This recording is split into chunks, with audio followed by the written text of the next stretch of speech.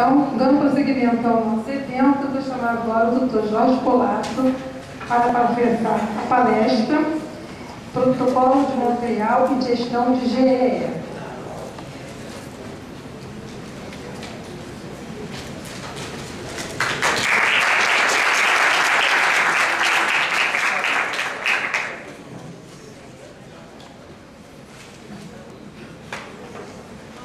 Muito boa tarde, meu nome é Jorge Colasso, eu sou um especialista em reciclagem de gases de refrigeração. Eu gostaria de começar agradecendo e enaltecendo a coragem do IEVA e do Carreira em me convidar, porque eu sou basicamente polêmico. Eu digo o que penso e muitas vezes isso fere. Peço desculpas antecipadas. Vou começar fazendo uma observação que eu acho importante. Veja como é difícil nós mudarmos a nossa sociedade. Hoje de manhã, nós tivemos uma mesa aqui cheia de políticos. Nós os escutamos. Eles não ficaram para escutar a gente. Isso precisa mudar. O protocolo de Montreal, que está na base de todo o movimento ecológico, é um dos mais antigos e foi assinado por vários países que ele data de 86. E o gás de refrigeração, ou os gases, que são vários tipos de gases, são altamente poluentes e são muito importantes na nossa vida. Imagine um mundo sem gás de refrigeração. Primeira coisa que acontece, provavelmente morre metade da população do mundo.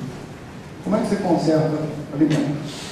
Como é que você mantém uma central de computação ligada? Como é que você mantém uma operação de um forno de alto uso se o sujeito que se aproximar vai ser torrado, a não ser que ele esteja refrigerado? E por aí vai. Então, gás de refrigeração é um produto estratégico fundamental para o país, senão não se tem alimento, senão não se tem indústria, está sendo tratado de uma forma absurda, infantil, não sei que adjetivo usar. Eu fui um dos que implementei o projeto de eliminação de CFCs no Brasil. E depois de fazer o projeto, a sua implementação é catastrófica. Vou dar um exemplo a vocês. Uma das ações do projeto era comprar equipamentos para doar aos mecânicos de refrigeração. Foi permitido pelo governo brasileiro e eu gostaria de despolitizar a minha observação. Eu vou dizer pelo Estado brasileiro, tá? Foi permitido fazer uma licitação internacional com uma cláusula que alienou a indústria brasileira. Isto é, nenhuma indústria brasileira pôde participar da licitação.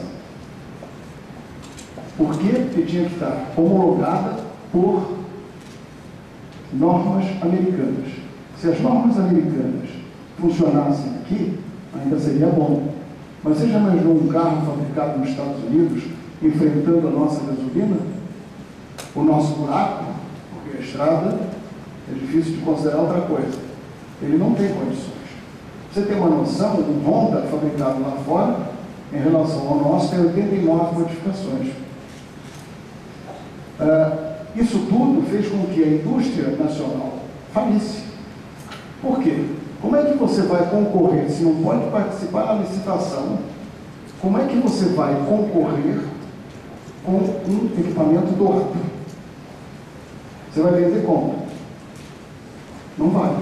Então, você perdeu tecnologia, você perdeu indústria, você perdeu emprego. Claro, foi tudo embora.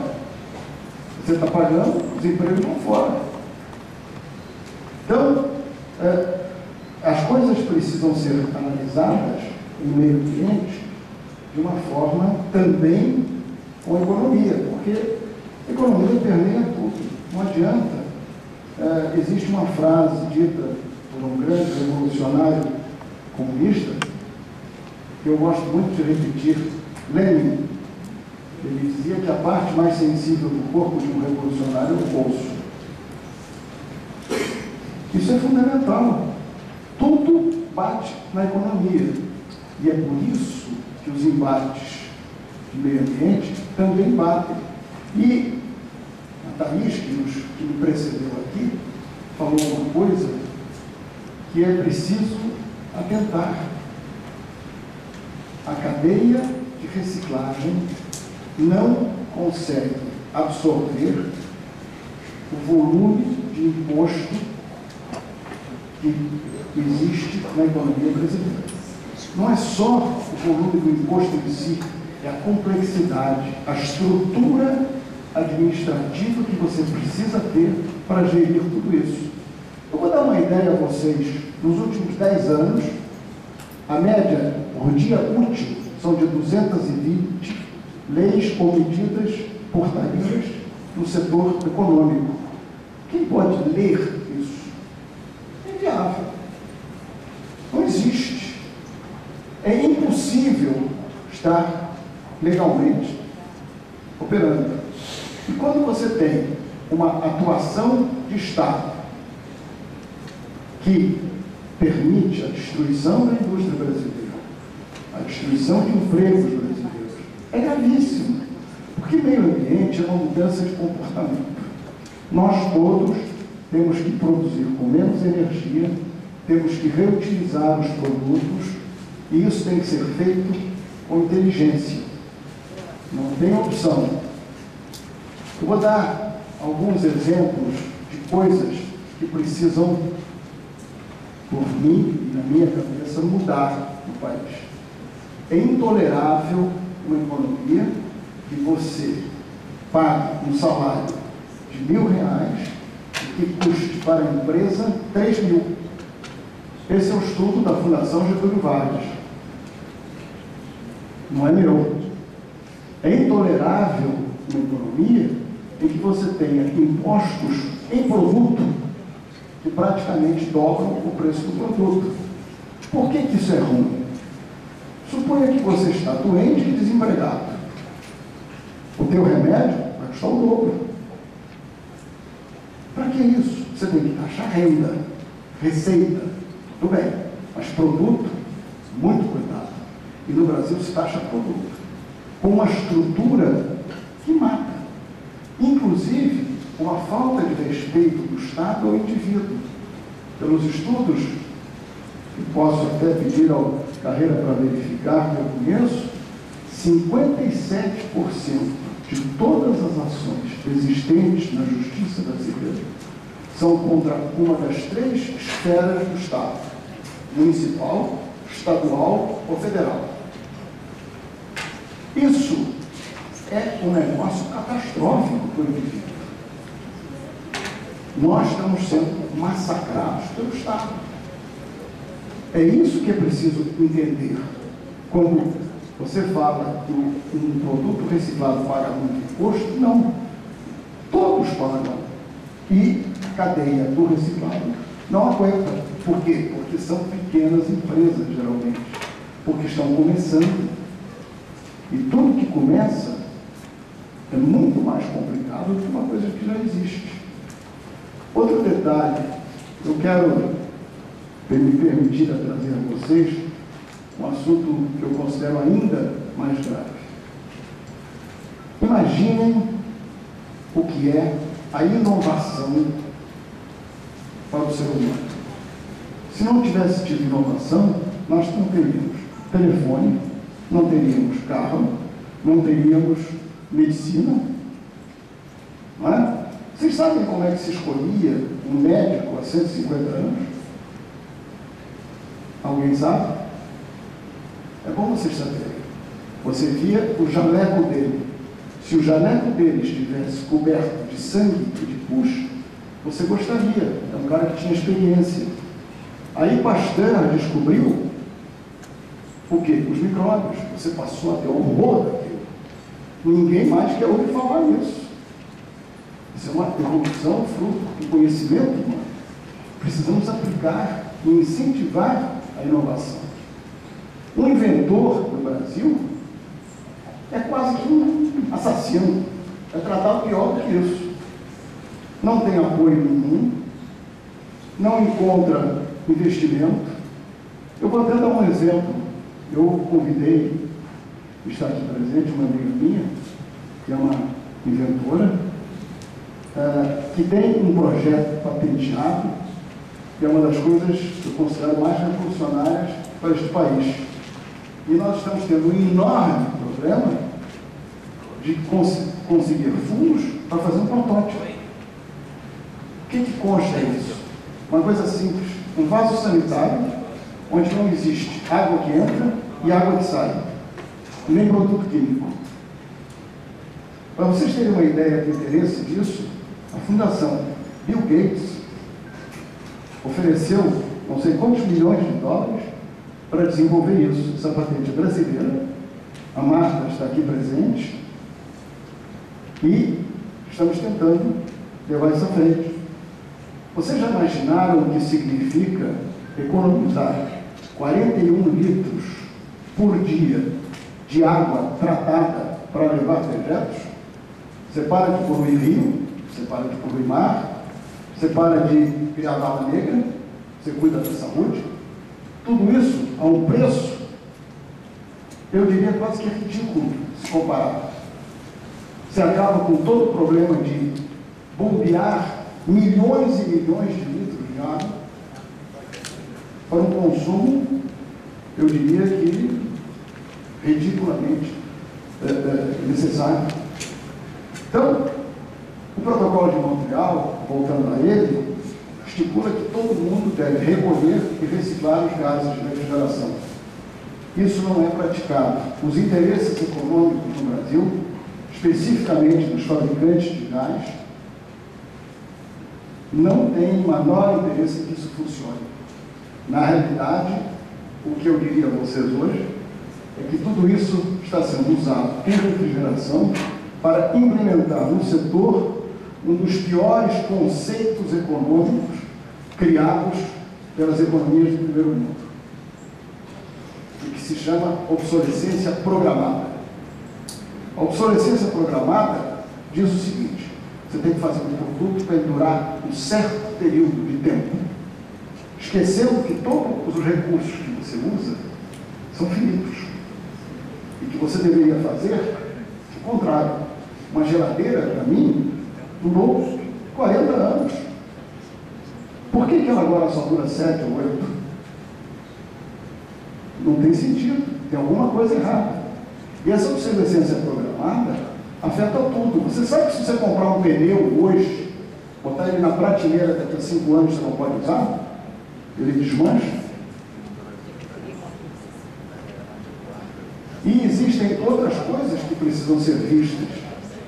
Espero estar aqui despertando um pouco em todo mundo o desejo de mudar isso, sobretudo na juventude. Eu vou dar um exemplo a vocês de coisas absurdas. Existe uma lei no Rio de Janeiro que, se você tiver um edifício com mais de 5 moradias, você não pode usar botijão. Eu pergunto, o gás de rua não explode? Então o que foi que aconteceu na rua com todos aqueles poeiros que explodiram? O botijão é perigoso, então a gente não pode botar ele nas comunidades, né? Porque se é perigoso vai matar as comunidades. Então, o que está atrás disso? Isso é a primeira pergunta que vocês devem sempre se fazer. Atrás, sempre algum interesse econômico. É o interesse de quê? Da SEG. A SEG é um monopólio. Você pega outras empresas, elas não respeitam o direito do consumidor. Eu tive um problema pessoal, eu tinha uma loja no Jardim Botânico. Aí um belo dia eu fui pegar a conta, que a gente nunca vê. Na conta dizia consumo medido no relógio de água, 50 metros cúbicos. Cobrança, 200 metros cúbicos. A lei do consumidor é muito clara, diz que você tem que pagar pelo que você consome. Aí eu entrei na justiça, e a justiça disse que não, que existe uma lei que a empresa de águas tem o direito de determinar quanto você consome. Então, são coisas de uma violência contra o cidadão que empobrecem o cidadão, que criam revolta, que a maioria desconhece, coisa que quem daqui conhecia que era preciso recolher gás de refrigeração? Quem é? Muito pouca gente. Quem é que sabe, por exemplo, e olha, um outro exemplo, hoje você não tem condição de limpar um sistema de ar-condicionado sem desmontá-lo. Eu não sei se todo mundo conhece aqui, é um split. O split é um sistema de refrigeração que você tem uma parte dentro da sala e a outra parte lá fora. Porque todo sistema de refrigeração ele é um trocador de calor. O frio que você está sentindo aqui é o calor que está sendo exposto lá fora. Muito bem. Se você não limpar os sistemas do aparelho de trocar calor, essa troca não é corretamente feita e vai fazer o quê? Vai tocar o compressor. Você vai gastar mais energia. Então, como você, normalmente a parte de fora está pendurada num lugar mal instalado, porque você procurou instalar pelo mais barato e não pelo tecnicamente correto, você tem que desmontar para limpar. Ninguém limpa. Então você está pagando isso na sua conta de luz. Quando já existe equipamento que você, sem tirar um parafuso, limpa lá fora, corretamente, mas ninguém usa. Essa limpeza, para vocês terem uma noção do que isso significa, tem um maluco, amigo meu, que fez uma conta que eu não posso repetir, porque eu não sei fazer, que diz que se todo mundo limpasse o sistema de condensação, que é a parte que fica lá de fora, nós eliminaríamos um consumo equivalente a 2 usinas Belo Monte. Vocês têm noção do que é isso? Pois é. Então a gente fala em economia de energia, a gente tem que mudar a nossa cabeça. Se não houver mudança de comportamento, se não houver mudança de paradigma, vocês podem esquecer que não vai mudar nada. Tem que fazer o que precisa ser feito. Tem que recolher gás, tem que reciclar, tem que se preocupar que as leis do país sejam efetivamente em benefício da sua população. Eu até diria, se eu não estivesse na frente, um grande amigo meu, advogado, que me convidou aqui, e que só por dizer isso eu acho que ele acaba mandando me matar, se ele puder, eu diria o seguinte, que devia haver uma regra na Constituição brasileira, que nenhuma lei que não fosse beneficiar o coletivo seria constitucional. Toda lei que criar um privilégio deveria ser simplesmente abolida. Por quê? Porque não tem sentido. Se nós não conseguirmos viver em sociedade e bem de um com o outro, nós estamos criando privilégio. Vou dar um exemplo para vocês. Como é que a gente admite um país que para se discutir trabalho escravo leva 10 anos e para fazer uma coisa em benefício próprio de lei da ficha suja leva 13 horas?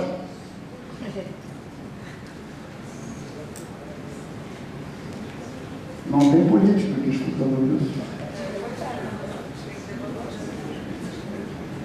Vocês me perdoem a franqueza com que eu falo, porque, sabe, quando alguém me diz, você não tem medo? Se eu tivesse medo de cara feia, eu fazia barba. E todo dia eu tenho que fazer. Então, nós temos que mudar a maneira que tratamos tudo. É jogar o lixo no lugar certo. É não jogar coisa na rua. Tudo que você joga na rua é exatamente o veneno que volta para você. Outra coisa muito importante, por que o gás de refrigeração ninguém fala nele? Por dois motivos básicos. O primeiro é que os fabricantes de gás, que têm muito poder, não querem que você recicle. Então, dizem que o gás reciclado faz mal, que é ruim, que não vale, qualquer coisa para você não fazer. E a segunda coisa, nós vivemos num mundo de audiovisual. Vocês devem ter notado, eu não fiz PowerPoint, não mostrei nada aqui, porque eu estou até hoje procurando como vou mostrar gás. Se vocês conseguirem me ajudar nisso, eu vou agradecer. Porque não adianta, você não mostra, no mundo audiovisual, você não mostra gás. Você mostra lixo na rua, você mostra poluição do rio, tá. Agora, vou fazer outra pergunta. Quanto tempo vive o ser humano sem comer? Alguém sabe? 7 dias. Quanto? 7. 14 dias. Sem água, 3 dias. E sem respirar? 4 minutos. 3 minutos? 4. 4. Bem treinado, viu? Porque, então eu pergunto, qual é a pior poluição? A poluição sólida? A poluição de água? Ou a poluição atmosférica?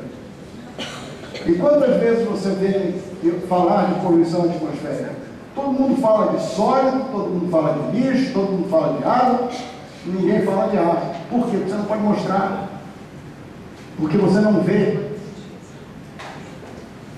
Outro grande problema que tem toda a indústria, digamos assim, baseada em sustentabilidade, e o próprio artesanato, e o próprio meio ambiente, não há investidores. Por quê? Porque ninguém compra e ninguém faz absolutamente nada se não conhece. Se você não ama e não conhece, você não faz. Você investe no Vale do Silício porque você conhece, mas você não investe no resto porque você não conhece. Então, é preciso haver muitos eventos como este. Eu quero dar mais uma vez parabéns aos organizadores, porque é fruto de todo este trabalho de conscientização, de divulgação, de coisa que um dia a gente dá lá, mas vai dar muito trabalho. Estou às ordens, se alguém quiser, e eu puder responder. Muito obrigado.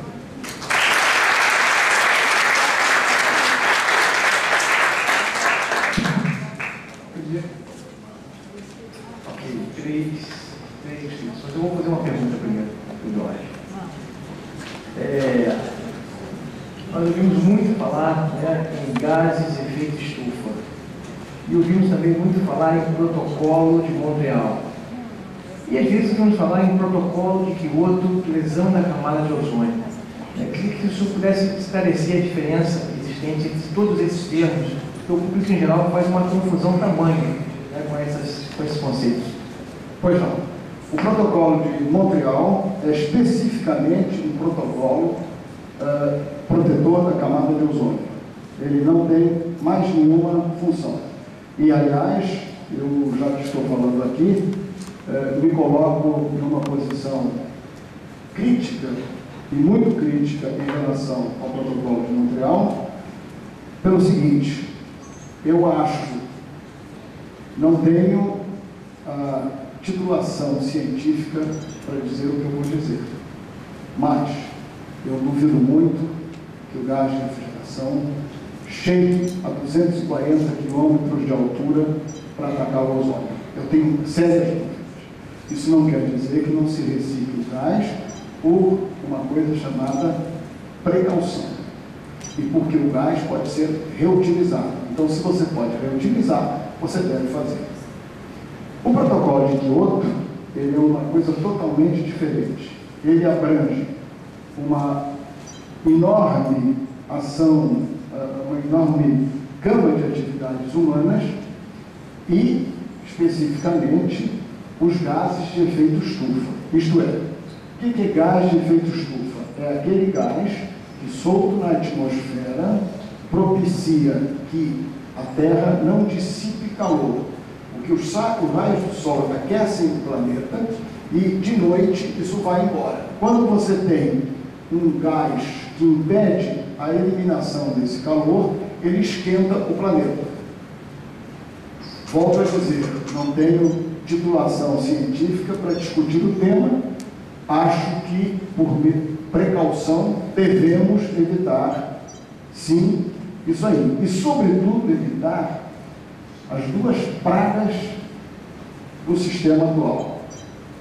Consumismo, eu chamaria de viver com simplicidade. Por que alguém precisa de 50 camisas para viver? Eu não entendo. Você não consegue usar as 50 de cada vez, de uma vez. Então, não vejo necessidade. E a segunda coisa, o grande problema que é a obsolescência programada.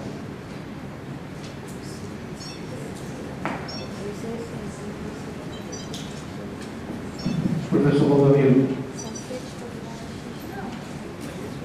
Doutor Jorge, obrigado pela participação tão crítica, tão verdadeira nesse fórum aí, nesse contexto aí.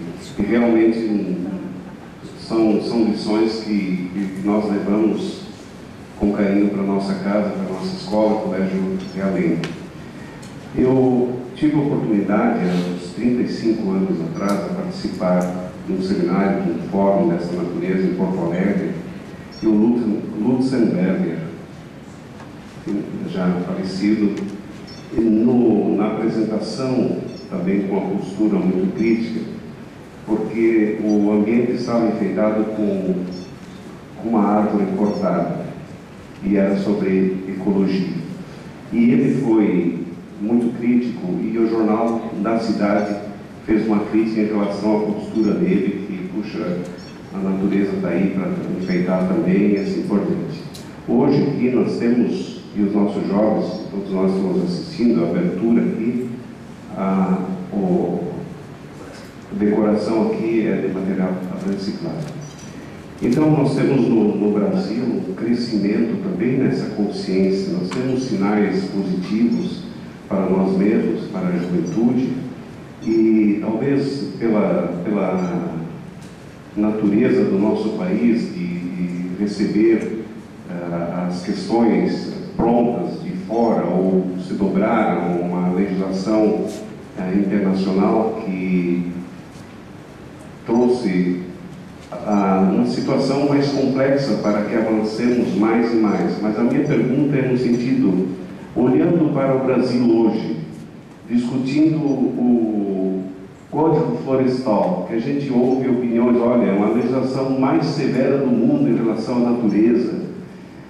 Nós temos sinais hoje, o Brasil tem sinais promissores para o mundo nesse sentido, ou a gente realmente é muito vítima e pouco de luz a gente está levando para uma realidade sustentável?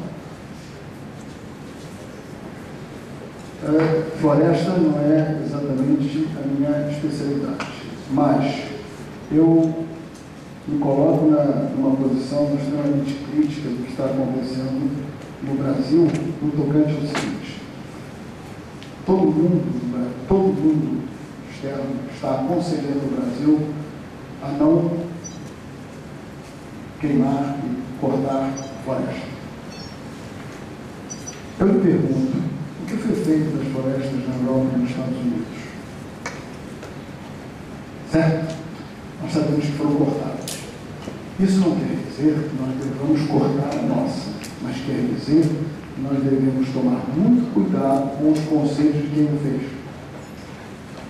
Perfeito?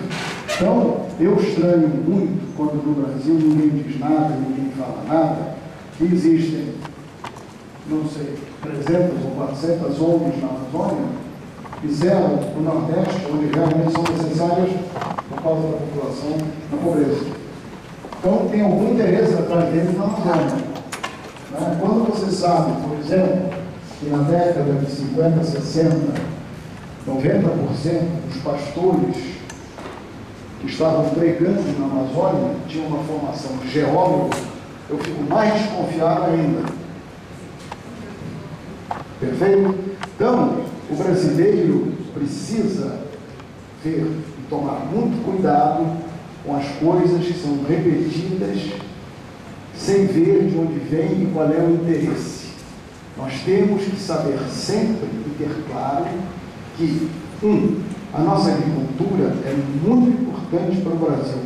Você está falando com alguém que quer montar uma RPPN, é alguém que está cuidando de dia 29, vamos ter um plantio de árvores nessa propriedade. Então, você está falando com alguém que é a favor da floresta. Mas, eu digo de brincadeira, uma coisa, tudo tem que ser feito com muito cuidado, porque a gente tem que entender o que está atrás. Dizer é uma coisa, vamos ver o que está atrás. Qual é o interesse? O interesse é minar nossa economia? O interesse é encarecer a produção agrícola? O interesse é que eles explorem as nossas riquezas potenciais da Amazônia? O que está atrás disso? Então, eu acho que nós não devemos cortar floresta e, sobretudo, tínhamos que criar um sistema de replantar e de refazer. Tudo bem, mas muito cuidado.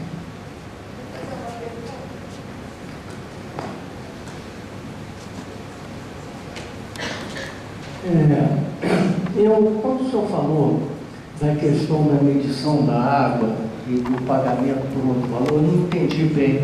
Será que você podia esclarecer, porque talvez eu possa te ajudar em alguma coisa em relação a isso? Eu lhe agradeço muito, eu sei que o senhor trabalha na cidade e, em maneira nenhuma, eu quero ser agressivo. Eu só estou defendendo uma coisa que não, mas o senhor não precisa ser agressivo, nós não somos pessoas. Isso já passou, eu já entreguei. Eu quero te ajudar, só não estou querendo mais nada. Eu lhe agradeço a sua oferta.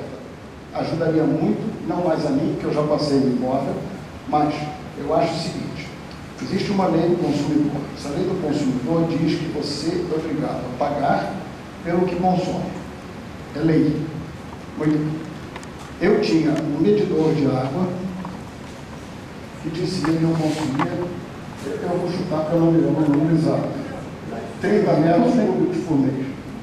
E na conta vinha 200 metros cúbicos por mês. Eu fui à empresa e perguntei: escuta, eu não estou entendendo. Aqui diz um consumo de 30, vocês estão me cobrando 200. Por quê? Não, porque nós determinamos que pela área da sua loja você tem que consumir 200. Eu digo: mas eu não consumo. Inclusive, isso me preocupava do ponto de vista meio ambiente, porque se fosse assim, eu tinha o direito de pegar 170 metros cúbicos e jogar fora. E não queria fazê-lo, porque eu sou contra o desperdício. Muito bem. Não tive solução na área administrativa. Entrei judicialmente, eu quero dizer isso. E a justiça brasileira diz que existe uma legislação específica que permite a SEDAI cobrar uma taxa de quem ela acha que deve para subsidiar a água que ela fornece a outros consumidores. E eu acho que isso está incorreto, porque isso não é bom para o meio ambiente. Essa foi a minha grande batalha. Também não era bom para o meu bolso, mas não era bom para o meio ambiente. Mas eu já não tenho mais o nome. Não tem problema não, mas eu acho que é bom porque é um assunto assim, bastante interessante para ser esclarecido. Mais uma pergunta: quando é que foi isso? Mais ou menos. Eu vou lhe dizer, isso foi em 2003. 2003. Então, vamos colocar aqui, é até bom isso, porque vai dar para a gente arrumar duas coisas e talvez o senhor possa rever uma posição que o senhor assumiu aqui hoje que não foi muito correta comigo. Mas não, sem problema. Agora, o que acontece é o seguinte: a água no rio, os consumidores era muito pouco hidrometrada, quer dizer, tinha muito pouco uso de hidrômetro. Então, a cobrança geralmente era feita, ou ainda hoje, no local onde não tem hidrômetro, é feita por cálculo em relação à área construída. Então, essa cobrança, onde não tinha hidrômetro, era feita assim. Então, se cobrava, tinha 4 quartos, paga mais do que quem tem 3 quartos, independente do que o cara está consumindo ou não, porque não tem medição. Quando começou a hidrometrar, a passagem pela cobrança, pelo volume marcado pelo hidrômetro, não avançou com a velocidade com que estava avançando a colocação do hidrômetro. Então acontecia, em alguns casos, eu não estou falando alguns, mas alguns sejam alguns, quantos forem alguns, que apesar de terem o hidrômetro, a cobrança continuava sendo pelo volume, pela área da casa. E para resolver isso, bastava, teoricamente, o proprietário da casa ir lá e dizer que, pelo consumo hidrometrado, ele estava menor do que o consumo calculado. E aí a cobrança passava a ser pelo volume calculado. Alguns não reclamavam, porque apesar do pagamento pelo volume calculado, ele estava pagando menos do que o hidrômetro marcava. Mas, teoricamente, nos dois casos, tanto para menos quanto para mais, a cobrança deveria ser passada para o volume marcado, medido. Então, hoje em dia, se o senhor tivesse esse problema, ele não seria certamente resolvido da maneira que foi. Com certeza não seria resolvido. Porque, primeiro, que a colocação de hidrômetro hoje é muito maior do que era naquela época. Hoje a SEDAI tem 1.600.000 hidrômetros na cidade do Rio de Janeiro. Uma quantidade 10 vezes maior do que tinha em 2002. E hoje a SEDAI, para você ter uma ideia, ela vai medir e ela emite a conta no local da medição. O rapaz vai com um tablet, o medidor, ele lê o relógio e emite a conta emitida na hora. Ele não leva a conta de casa, nem é mandada pelo correio. E hoje a quantidade de cobranças calculadas é infinitamente menor do que a cobrança feita por medição. Então, se o seu caso tivesse acontecido hoje, senhor Jorge Colossi, o senhor não teria que ter ido à justiça, não teria que ter tido esse problema, e por isso que quando eu falei com você aqui, que eu estava fazendo uma pergunta para ver se eu podia ajudar, é porque se isso tivesse acontecido hoje, a gente resolveria isso sem esse problema. Eu primeiro quero lhe agradecer a sua extrema gentileza, tá? Fico realmente tocado. E gostaria de dizer mais uma coisa. Eu vou acrescentar um dado que eu disse antes. Eu tenho certeza que até naquela época, se a medição fosse de uma casa, eu teria tido uma boa solução. Mas era de uma loja, uma coisa comercial. Teria a mesma solução hoje. Hoje sim, mas solução. naquela época, e eu estou falando isso, porque é exatamente para que todo mundo entenda que preconceito mata. É que se tinha um preconceito contra, não, você é um comercial, está ganhando dinheiro, pode pagar. Não é assim que funciona. Não, mas não é assim. Eu estou falando da época, eu já entendi, agradeço muito. Então, eu queria só frisar o seguinte, nós estamos... E dou meus parabéns pela mudança. Mas o que eu falei aqui hoje, foi sobre a ansiedade, é absolutamente verdade. Eu adorei a informação. Se eu tiver algum problema, você vai procurar.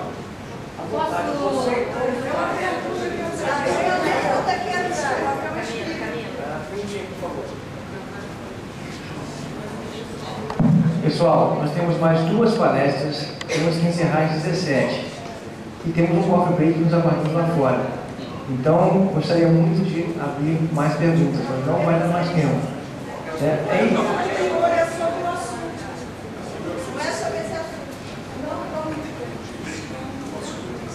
Pergunta sobre? Sobre o palestrante? 2 minutos, por favor.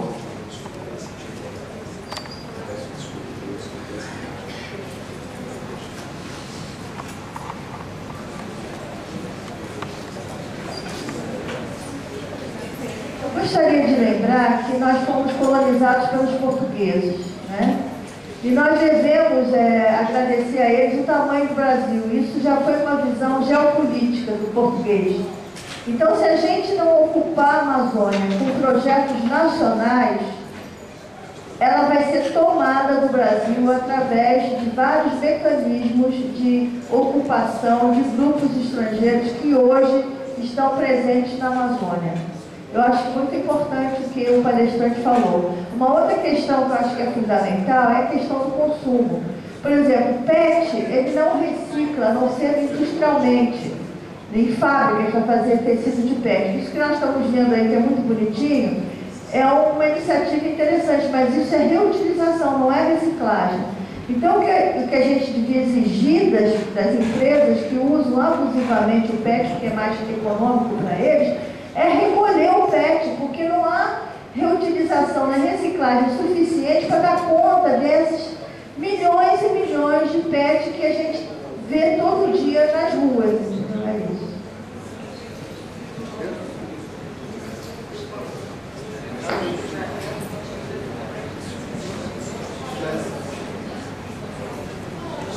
As suas colocações quanto à Amazônia são as minhas, no sentido que nós temos que fazer da Amazônia um pedaço do Brasil, mas com muito cuidado, né? E, sobretudo, evitar que os outros façam o que querem. E quanto à questão de garrafa PET, não é minha especialidade, mas eu concordo com a senhora que não é uma reciclagem, é uma reutilização, é uma reindustrialização, acho perfeitamente válido, só que se você impuser isso às empresas, elas vão botar no preço. Na hora que você botar no preço, você vai, é o que fazem os países nórdicos. Os países nórdicos dizem o seguinte: você botar uma garrafa, você tem que ter o preço para cobrar ela de volta. Isso tem custo. Na hora que você fizer isso, você vai aumentar o valor do produto. Você vai onerar a população. Então, é complicado. Não é uma solução tão simples. Eu acho que a solução passa muito por uma coisa chamada educação. Nós temos que parar de jogar coisas em qualquer lugar. Esse é o primeiro problema.